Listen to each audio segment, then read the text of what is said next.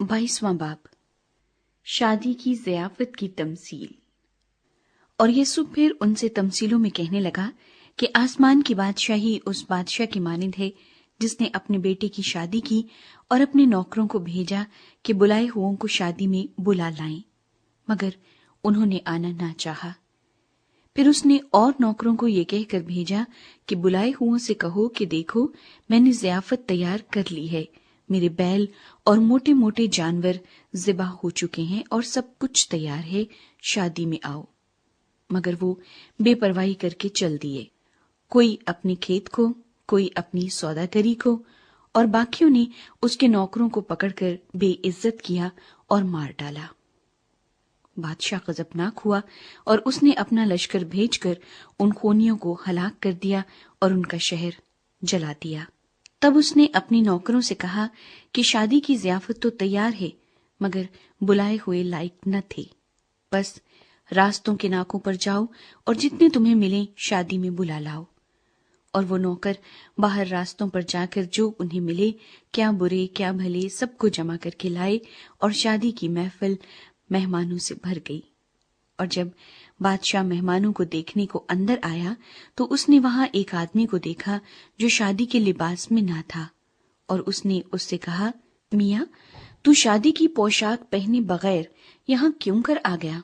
लेकिन उसका मुंह बंद हो गया। इस पर बादशाह ने खादिमों से कहा, इसके हाथ पांव बांधकर बाहर अंधेरे में डाल दो, वहां रोना और दांत पीसना होगा, क्योंकि बुलाए हुए बहुत हैं, मगर बरगुज़ीदा थोड़े। जजिये के बारे सवाल। उस वक्त फरीसियों ने जाकर मशवरा किया कि उसे क्यों कर बातों में फंसाएं। बस उन्होंने अपने शागिर्दों को हेरोदियों के साथ उसके पास भेजा और उन्होंने कहा, ऐ उस्ताद, हम जानते हैं कि तू सच्चा है और सच्चाई से खुदा की राह की तालीम देता है और किसी की परवाह नहीं करता, क्योंकि तू किसी आदमी का तरफदार नहीं। बस हमें बता, तू क्या समझता है, कैसर को जजिया देना रवा है या नहीं? यीशु ने उनकी शरारत जानकर कहा, ऐ रियाकारो, मुझे क्यों आजमाते हो? जजिया का सिक्का मुझे दिखाओ। वो 1 दिनार उसके पास लाए। उसने उनसे कहा, ये सूरत और नाम किसका है? उन्होंने उससे कहा, कैसर का। इस पर उसने उनसे कहा, बस जो कैसर का है कैसर को, और जो खुदा का है खुदा को अदा करो। उन्होंने ये सुनकर ताज्जुब किया और उसे छोड़कर चले गए। कयामत के बारे सवाल। उसी दिन सदूकी जो कहते हैं कि कयामत नहीं होगी, उसके पास आए और उससे ये सवाल किया कि ऐ उस्ताद, मूसा ने कहा था कि अगर कोई बेऔलाद मर जाए तो उसका भाई उसकी बीवी से ब्याह कर ले और अपने भाई के लिए नस्ल पैदा करे। अब हमारे दरमियान 7 भाई थे और पहला ब्याह करके मर गया, और इस सबब से कि उसके औलाद न थी, अपनी बीवी अपने भाई के लिए छोड़ गया। इसी तरह दूसरा और तीसरा भी, 7वें तक। सबके बाद वो औरत भी मर गई। बस वो कयामत में उन 7 में से किसकी बीवी होगी, क्योंकि सबने उससे ब्याह किया था। यीशु ने जवाब में उनसे कहा कि तुम गुमराह हो, इसलिए कि न किताब मुकद्दस को जानते हो न खुदा की कुदरत को।